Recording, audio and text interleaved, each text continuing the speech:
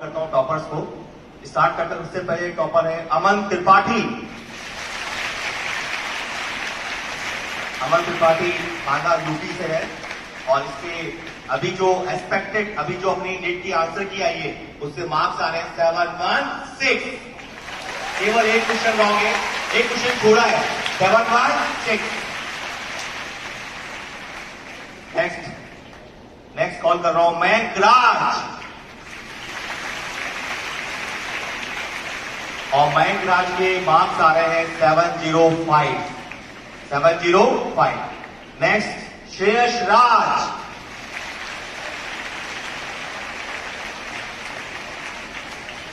श्रेयस राज के मार्क्स आ रहे हैं 705 और श्रेयस राज बोकारो से है। और श्रेयस पटनायक, श्रेयांश पटनायक नोएडा से है और इनके मार्क्स आ रहे हैं 705। तो ये एक्सपेक्टेड टॉपर्स है। अपन इनसे डिस्कस करेंगे कि कैसे इन्होंने अपना रूटीन रखा, कैसे पढ़ाई करी, ये सब डिस्कस करेंगे। तो सिंपली बस स्टार्ट करते हैं टॉपर्स टॉप। मैं चाहता हूं कि सबसे पहले स्टार्टिंग क्वेश्चन जो है वो योगेश मालव सर क्वेश्चन पूछना स्टार्ट करें। सबसे पहले मैं अमन से पूछना चाहूंगा कि क्या उनकी पढ़ाई के दौरान मुझे कोई तरह का डिस्ट्रैक्शन आया है या नहीं आया? हाँ सर, डिस्ट्रैक्शन तो आया है मुझे। आया है, ठीक है। तो आपने उसको ओवरकम करने के लिए क्या किया? सर मुझे ज्यादातर स्मार्टफोन में ज्यादा टाइम मैं स्पेंड करने लगा था अपना। मतलब वैसे 10 मिनट के लिए ज्यादा, चलो 10 मिनट यूज करेंगे और फिर 10 मिनट के कब 1.5-2 घंटे हो जाते पता नहीं चलता था। तो ऐसे कुछ ज्यादा ही टाइम वेस्ट होने लगा था। मुझे ऐसा फील हुआ कि ये मेरी जो स्टडी है उसमें ज्यादा हिंड्रेंस हो रहा है इसकी वजह से। तो फिर मैंने ये बात पापा से बताई थी और पापा ने मुझे इसके लिए डांटा था कि ये फोन बंद कर दो चलाना। तो फिर मैंने फोन बंद कर दिया था ऐसे ज्यादा यूज करना। अब आप में से कितने लोग ऐसे हैं जो अब स्मार्टफोन उठाते हैं तो आपको लगता है शायद 5 या 10 मिनट बाद छोड़ देंगे, लेकिन वो आप तो छोड़ना चाहते हैं लेकिन वो आपको छोड़ता नहीं बहुत लंबे टाइम तक। तो ऐसे कितने लोगों के साथ होता है? तो आप जानते हैं कॉमन फिनोमिना है, लेकिन आप जानते हैं जिस तरह से इन्होंने ओवरकम किया, कोशिश कीजिए आप इसको ओवरकम करें।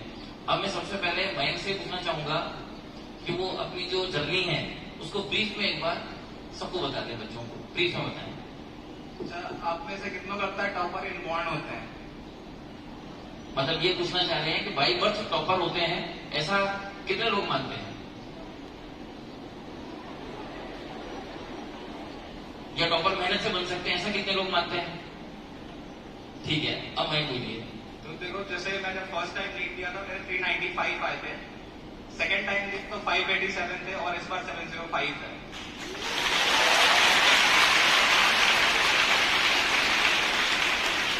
अच्छा मयंक, आप इनको अपने 10th के साइंस के मार्क्स और बताइए एक बार। साइंस में मेरे 50 मार्क्स थे 10th।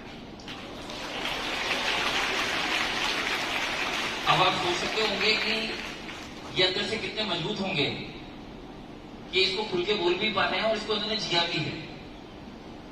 50 मार्क्स आने के बाद आप सोचिए इतना बड़ा ख्वाब इन्होंने पाला होगा तो अंदर से कितने स्ट्रॉन्ग रहे होंगे। ठीक है, हाँ बोलिए। जैसे कि मतलब जब मैं नर्सर में यहाँ पे आया था तो ये हुआ कि जैसे बड़े बड़े लोग बहुत दोस्त बन गए थे मेरे। तो वो था कि फ्रेंडशिप बहुत ज्यादा ही हो गई थी मेरी फर्स्ट ईयर में ही, मतलब जब मैं यहाँ पे नर्सर में आया तो। लेकिन फिर भी मैंने क्लास जाना उसमें नहीं छोड़ा था, क्लास को अटेंड करता था, पर घर पे आके उतनी स्टडी नहीं करता था। लगता था क्लास में सब कुछ सुन लिया और हाँ याद भी रहता था हर चीज, लेकिन जब घर पे आके नहीं पढ़ा तो कहीं ना कहीं वो लॉन्ग टर्म मेमोरी में सेव नहीं हो पाया मेरे ढंग से। तो नर्सर तो उतनी गलतियां मेरे से नहीं हुई, बट एंथ्यूज में जब मैं गया तो उसमें 12th मैंने बहुत अच्छे से कंप्लीट करी थी। लेकिन जब 11th स्टार्ट हुआ तो ये गलतियां मैंने करी थी कि जैसे अपने को लगता है 11th सब कुछ आता है तो लगता है घर पे अगर उसको पढ़ लेंगे तो बहुत अच्छा रहेगा, टाइम बच जाएगा। तो वो गलती मैंने भी करी कि मैं सोचा घर पे से पढ़ लूं, लेकिन ऐसा होता है ना कि आप हो सकता है सोचते हो घर पे वो 2 घंटे में हो जाए और क्लास में वो 6 दिन में पढ़ाया जाएगा, लेकिन वो 2 घंटे आप आज कर लिए, हो सकता है 4 दिन बाद से वो चीज भूल जाओगे, फिर आपको 2 घंटे देना पड़ेगा और ऐसे करते करते आप पता नहीं कितने घंटे वेस्ट कर दोगे। उससे अच्छा क्लास अटेंड करो, क्योंकि क्लास में क्या होता है ना, टीचर ये बताता है क्या इंपॉर्टेंट है क्या इंपॉर्टेंट नहीं है। इवन जैसे मेरे साथ कई बार ऐसा हुआ है, क्लास में टीचर बोला करते हैं, आपके सर बोलते होंगे जैसे कि बेटा ये क्वेश्चन एग्जाम में आ सकता है, इवन वो ऑप्शन तक बता देते हैं कि ये ऑप्शन होंगे, आपको इसको टिक करना है। और ऐसा कई बार होता भी है, मेरे साथ तो खुद भी हुआ नहीं है। तब मुझे लगा कि यार क्लास करना चाहिए था, एग्जाम हॉल में बैठ के ये चीज रिग्रेट कर रहा था। और जब उसके अगले साल अचीवर में मैं आया तो जनरली कि उसमें मैं शुरुआत में क्लास किया था लेकिन वही था, उस समय मेरी फ्रेंड सर्कल बहुत ज्यादा ही थी, मतलब घूमने पे ज्यादा ध्यान दिया करता था। और अगर पढ़ाई की बात करूँ तो जनरली मैं बड़े टॉपिक्स जो होते थे उसका क्लास किया करता था, जैसे इकोलॉजी हुआ या फिर रिएक्शन मैकेनिज्म हुआ। लेकिन जो छोटे छोटे टॉपिक्स थे, बायोमॉलिक्यूल्स, पॉलीमर, उनका क्लास छोड़ दिया करता था। लगता था कि कहीं ना कहीं वो इम्पोर्टेंट नहीं है, या फिर लगता था हो जाएगा एग्जाम में आएगा। तो जब मेरे एग्जाम में 587 आया, उसके बाद मैंने काउंट किए कि लगभग कितने क्वेश्चन आते हैं, तो आप लगभग समझ लो 100 से 200 मार्क्स के क्वेश्चन ये सब चैप्टर कैरी करते हैं, अगर बायोलॉजी के भी छोटे छोटे चैप्टर्स मिला लो तो।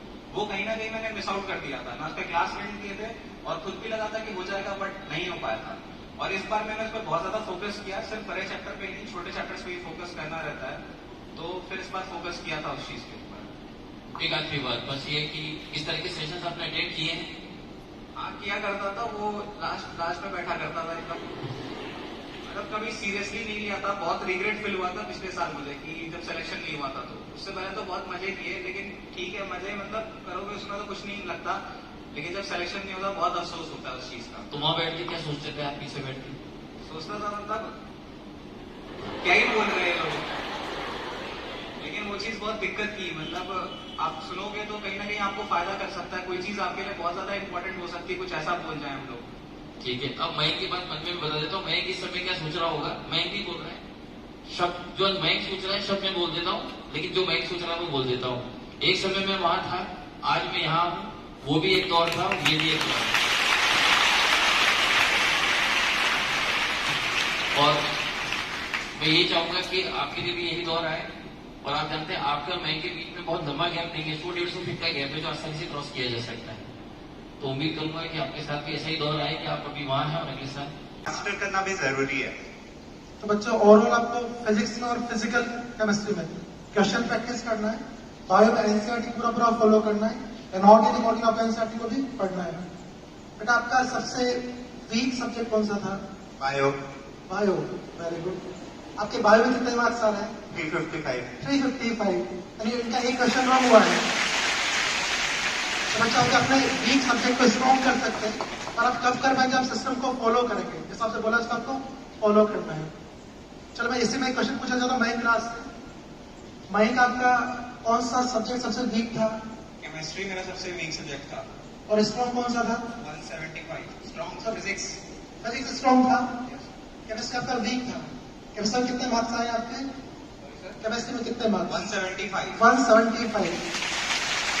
वीक सब्जेक्ट का 175 मार्क्स आ रहे हैं। और इनका स्ट्रॉन्ग सब्जेक्ट है फिजिक्स, यानी नीट के स्टूडेंट्स का फिजिक्स अच्छा हो सकता है, आप भी अच्छा कर सकते हो। यस और नो? चलिए नेक्स्ट क्वेश्चन सर, नीरजन सर। तो मेरा अमन से क्वेश्चन है कि आप करंट यूनिट के साथ साथ बैक यूनिट्स को रिवाइज करने का कैसे प्लान करते थे? सर जैसे 3 हफ्तों का टाइम मिलता था हमें टेस्ट के लिए, माइनर टेस्ट में, तो पहले हफ्ते में तो मैं कोशिश करता था कि जो टॉपिक बहुत पहले पढ़ाए गए थे और वो टॉपिक टेस्ट में आने वाले हैं, तो उन्हें मैं सबसे पहले रिवाइज करता था। और उसके बाद फिर सेकेंड वीक में उसके बाद वाले टॉपिक रिवाइज करता था। और थर्ड वीक में जो भी टॉपिक बचे हुए थे और जो टॉपिक छूट गए हैं या जो अभी करंट में जो मुझे लगता है कि मुझे उन्हें और पढ़ना है, थर्ड वीक में जो भी बाकी होता था वो पूरा रिवाइज करता था मैं। तो बच्चों आपको भी करंट के साथ साथ बैकग्राउंड रिवीजन का भी आपका प्लान परफेक्टली प्लान करते रहना चाहिए आपको। ये सेम क्वेश्चन मयंक से पूछना चाहता हूँ। जनरली जो बैक टॉपिक्स जो भी आते थे एग्जाम में, उसे मैं लास्ट वीक में कवर किया करता था। जो थर्ड वीक होता अपना, उसमें मैं मतलब 1 घंटे ज्यादा निकालता था। मतलब जो बैक टॉपिक्स होते उसके लिए जनरली मैं 6 आवर्स स्टडी करता था, लेकिन जब थर्ड वीक आता था मैं 1 घंटे और ज्यादा स्टडी करता था। कहीं ना कहीं मैं पहले आपको बता रखा था कि शॉर्ट नोट्स बनाना बहुत इंपॉर्टेंट रहता है, तो मैंने हर चैप्टर के लगभग शॉर्ट नोट्स बना रखे थे। तो 1 घंटे में इसलिए मेरे से वो कंप्लीट हो जाता था। तो कहीं ना कहीं आपको भी ना शॉर्ट नोट्स तो बनाना ही पड़ेगा। हर चीज आपकी ना बिल्कुल शुरुआत से डिपेंड करके चलती है कि आप शुरुआत से कितना अच्छा परफॉर्म कर रहे हैं। तो शॉर्ट नोट्स बनाना बहुत जरूरी होता है, जो बहुत ज्यादा काम आएगा जब बैक सिलेबस आपको मतलब रिवाइज करना होगा। तो बच्चों आप देख सकते हो दोनों के व्यूज अलग अलग है। अमन ने बोला कि फर्स्ट वीक में बैकग्राउंड्स को प्लान करता था, और मयंक ने बोला कि मैं लास्ट में करता था। तो वापस सेम चीज आ गई कि जो आपको सुटेबल लगता है आप उसको फॉलो करें, बट बैकग्राउंड्स को प्रॉपर्ली रिवाइज करें ताकि आपका अच्छा स्कोर आए टेस्ट में। मैं अमन से पूछना चाहूंगा कि नीट को क्वालिफाई करने के लिए क्या एलन का जो स्टडी मटेरियल है वो सफिशिएंट है, या इसके अलावा और आपको रिक्वायरमेंट महसूस होती है? नहीं सर, मुझे तो यही लगता है कि जो एलन का पूरा स्टडी मटेरियल है वो मोर देन सफिशिएंट है नीट के लिए, और उसमें सारी टाइप के क्वेश्चन और मतलब क्वांटिटी और क्वालिटी दोनों ही क्वेश्चन की ज्यादा अच्छी होती है, तो हर टाइप के क्वेश्चन हमें मिल जाते हैं प्रैक्टिस के लिए। और यही क्वेश्चन का आंसर मैं दीजिए आप। जैसा मैंने ये गलती करी थी, मैंने बहुत सारे एक्स्ट्रा बुक सॉल्व किए थे जब मैं नक्सल में यहाँ पे आया था। तो एक चीज मैंने नोटिस करी, जब बहुत सारे अलग अलग बुक सॉल्व किए थे तो ये चीज देखने को मिला कि वैरायटीज ऑफ क्वेश्चन जो और बुक्स में हैं वो सारे अपने को पहले से ही एलन में मिलते हैं, और कई सारे क्वेश्चंस जो आप दूसरे बुक से करोगे वो एलन में पहले से ही है। और दूसरी चीज, कई बुक आपने भी अगर फॉलो करी हो तो आपको ये देखने को मिलेगा सेम वैरायटी ऑफ क्वेश्चन रहेगा, खाली न्यूमेरिकल डाटा चेंज रहता है और वो 10 क्वेश्चन में कन्वर्ट हो जाता है। आपको लगता है आपने 10 क्वेश्चन किया, बट आपने शायद एक ही चीज बस वहां से सीख पाओगे, एक ही वैरायटी ऑफ क्वेश्चन कर पाओगे, तो कहीं ना कहीं वो टाइम वेस्ट होता है। तो मैं कहूँगा आप एलन के बुक पे ही मतलब बिलीव रखिए। आप जानते हैं खास करके जो नीट में बायोलॉजी आती है उसके अंदर एनसीईआरटी का वेटेज बहुत ज्यादा होता है। तो मैं श्रेयस से पूछना चाहूंगा कि एलन के मॉड्यूल पढ़ने के बाद आपको एनसीईआरटी एनसीईआरटी कंप्लीट होती है। अगर आप एनसीईआरटी को इनिशियल लेवल पर पढ़ेंगे तो डेफिनेटली इतना ग्रेस्प नहीं कर पाएंगे, क्योंकि उसका आपको पता है कंटेंट बहुत जो भी होगा उसके अंदर बहुत कम्पैक्ट होता है। तो अगर आपको उसको पहले एलेबोरेट पढ़ना है, एलेबोरेट फॉर्म में पढ़ना है, तो मैं ये पूछना चाहूंगा कि पहले आप एलन का मॉड्यूल पढ़ लेते हैं और उसके बाद जब नीट पढ़ते हैं तो सॉरी एनसीईआरटी पढ़ते हैं तो कितना कंफर्टेबल जोन में होते हैं? सर ऐसे देखा जाए तो बायो में ऐसे बस लाइन टू लाइन याद करने से एनसीईआरटी की वो काफी नहीं है। कंसेप्ट को क्रिस्टल क्लियर होना पड़ेगा, और उसके लिए जो क्लास में सर पढ़ाते हैं और जो मॉड्यूल में कंटेंट है वो उसी के काम आता है कि कंसेप्ट ठीक हो। और उसके बाद एनसीईआरटी का ये यूज है कि जो कुछ क्वेश्चन ऐसे होते हैं जिसमें बस लाइन उठा के कुछ भी बिना तुक के सवाल दे दिया जाता है, उसमें बस एनसीईआरटी की लाइन याद करने से काम चलेगा। बायो की एनसीईआरटी में कितनी बार पढ़ी होगी लगभग? याद नहीं है, अनकाउंटेबल बोल सकते हैं। Very good, thank you. तो बात ये बच्चों की क्या स्ट्रेटेजी लगी थी पेपर अटेंड करने की? जैसे मैं पहले बायोलॉजी अटेंड करता था, फिर केमिस्ट्री, फिर फिजिक्स। तो फिजिक्स में कुछ ऐसा था कि अगर मुझे जनरली ये आपने देखा होगा कि फर्स्ट क्वेश्चन से अगर आप स्टार्ट कर रहे हो तो जनरली वो टफ क्वेश्चंस होते हैं। शुरुआत के 5 क्वेश्चंस ऐसे होते हैं जो आपका कॉन्फिडेंस मतलब लो कर दे, कई बार ऐसा होता है, और उससे क्या होता है उसमें अटके रह जाते हो और आगे मूव ऑन नहीं करते हो।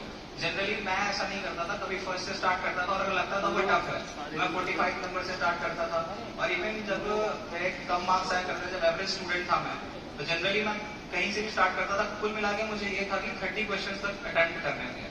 तो आप भी जैसे टारगेट रखिए इतना अटेम्प्ट करना, और अगर कहीं से भी आप स्टार्ट कीजिएगा रैंडमली तो आप उतने क्वेश्चन ढूंढ लीजिएगा, शायद उससे ज्यादा भी सही कर लीजिए और टाइम भी बचेगा उसमें।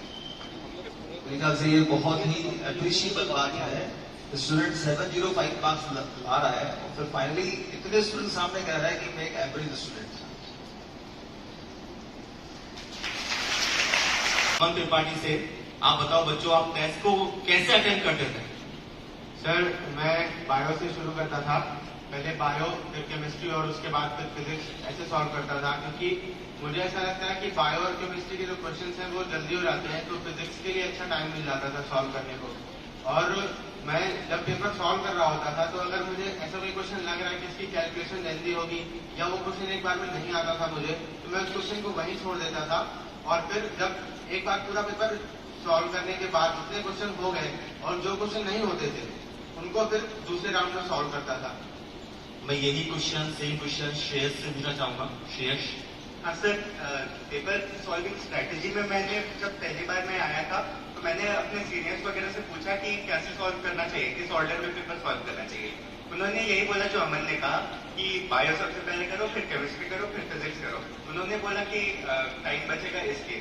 मैं ऐसे करता था पेपर, पर मेरे बायो मेरा उतना कुछ खास अच्छा था नहीं, तो मेरा कॉन्फिडेंस थोड़ा लो हो जाता था और उस वजह से फिजिक्स केमिस्ट्री भी खराब हो जाता था।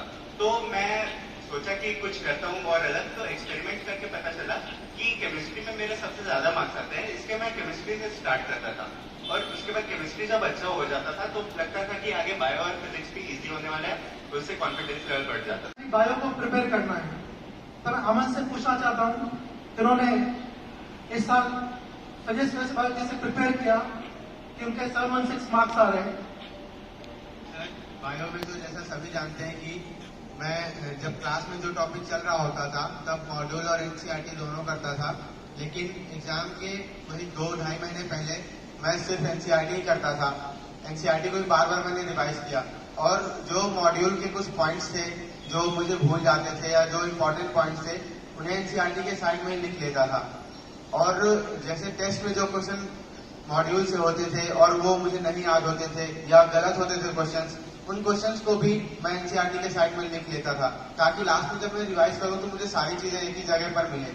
और फिजिक्स और केमिस्ट्री में तो, केमिस्ट्री की बात करूं तो फिजिकल केमिस्ट्री में तो जो नोट्स सर लिखवाते थे उन नोट्स को मैं 100% फॉलो करता था और उसके साथ साथ मॉड्यूल के क्वेश्चन प्रैक्टिस करने के लिए सफिशिएंट लगे मुझे। और उसके साथ साथ कुछ चैप्टर जो एनसीईआरटी के जो थ्योरेटिकल चैप्टर्स हैं जैसे सरफेस केमिस्ट्री, सॉलिड स्टेट और इलेक्ट्रोकेमिस्ट्री, ऐसे क्वेश्चंस को एनसीईआरटी से भी अच्छे से पढ़ा था मैंने।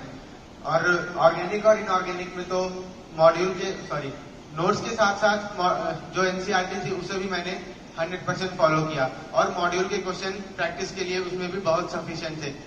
और इसी तरह फिजिक्स में जो टॉपिक चल रहा होता था उसे तो पहले नोट से रिवाइज करता था मैं और उसके साथ साथ मॉड्यूल के क्वेश्चन सॉल्व करता था। और उसमें फिजिक्स में एनसीईआरटी के मैंने लास्ट में समरी और पॉइंट्स टू पॉन्डर भी पढ़े थे और उसके साथ साथ कुछ चैप्टर्स में जो एप्लीकेशन बेस्ड टॉपिक थे उन्हें भी मैंने अच्छे से पढ़ा था। जो डिवाइस वगैरह जो दिए होते हैं उन्हें भी एनसीईआरटी से रीड किया था मैंने। तो बच्चों, ओवरऑल आपको क्लास नोट्स को परफेक्टली पढ़ना है, पर साथ में आपको एनसीईआरटी को भी पढ़ना है। बायो में आपको कैसे पढ़ना है, फिजिक्स या केमिस्ट्री कैसे पढ़ना है, तो आपको class notes plus NCERT module को पूरा फॉलो करना है। मैं अमन से पूछना चाहता हूँ, अमन आपका लास्ट से कौन सा सब्जेक्ट सबसे वीक था? सर लास्ट टाइम क्या इस बार भी मुझे सबसे वीक सब्जेक्ट जो मुझे लगता है वो बायो लगता है मुझे। मतलब इस बार इनका बायो सब्जेक्ट सबसे वीक था। अभी आपका नीट में बायो में कितने मार्क्स आ रहे हैं? 360। यानी इनका वीक सब्जेक्ट ने स्ट्रॉन्ग किया। बायो में 360 मार्क्स आ रहे हैं।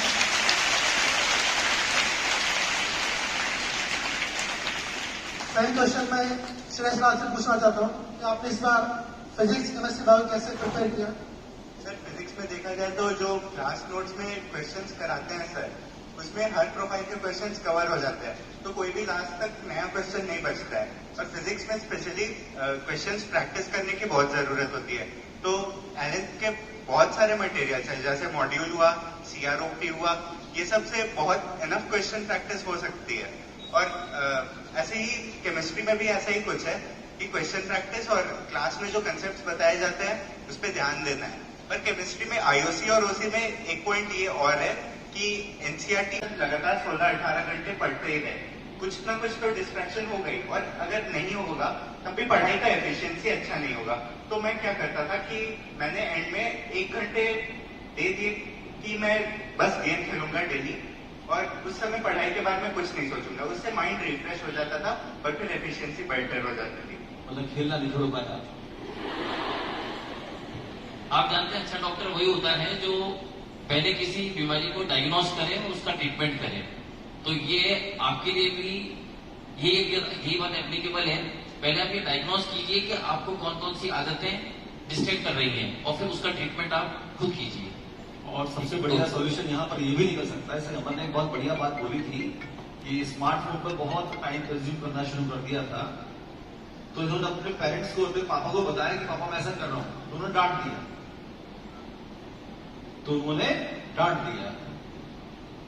अपने पेरेंट्स की डांट खाना कितनों को अच्छा लगता है? हाथ पर गुजर एक बार। वाह वाह, बहुत बढ़िया, शानदार। ये बहुत बढ़िया बात होती है बेटा। ये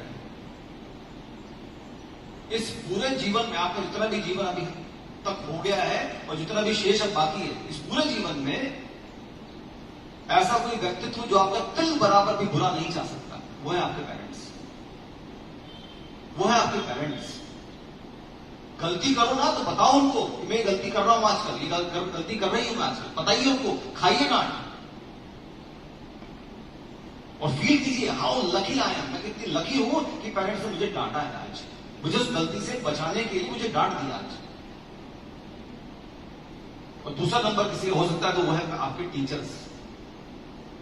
जब कभी भी गलतियां करते हो या सही रास्ता नहीं दिखता है तो शेयर कीजिए अपनी प्रॉब्लम्स अपने पेरेंट्स के साथ, अपने टीचर्स के साथ, उसे अप्रोप्रिएट सही सॉल्यूशन लीजिए, उस सॉल्यूशन को फिर फॉलो करने की कोशिश करिए आप। छुपाइए मत, बताइए अपने पेरेंट्स को। अच्छा, जिस एडोलेंस एज में आप है ना, इस एडोलेंस एज में एक बहुत बड़ी समस्या रहती है दिमाग के अंदर, क्या जो हम ये कर रहे हैं ये सही है गलत है, क्या है, डिसाइड नहीं कर पाते अपन ये सही है गलत है, ये काम मुझे करना चाहिए कि नहीं करना चाहिए। एक बहुत बड़ी सॉल्यूशन देता हूं मैं आप लोगों को आज। सॉल्यूशन सिर्फ इतना सा है कि खुद से पूछ लीजिए, एक बार खुद से पूछ लीजिए कि जो काम मैं करने जा रहा हूं या जा रही हूं, क्या ये चीज मैं अपने पेरेंट्स से शेयर कर सकती हूं? क्या ये बात मैं अपने पेरेंट्स से शेयर कर सकती हूं? अगर वो शेयर कर सकते हो ना तो निश्चित रूप से वो काम एकदम सही है, बिंदास करो उस काम को। कहीं अगर दिल को ये लग जाए कि नहीं ये बात तो मैं शेयर नहीं कर पाऊंगी, तो निश्चित मानिए वो बात काम गलत है, वो काम नहीं करना है इस एडोलेंस एज के अंदर। हेलो, समझ में आ रही की बातें? तो उम्मीद करता हूं कि इस कॉन्सेप्ट को आप जरूर फॉलो करेंगे और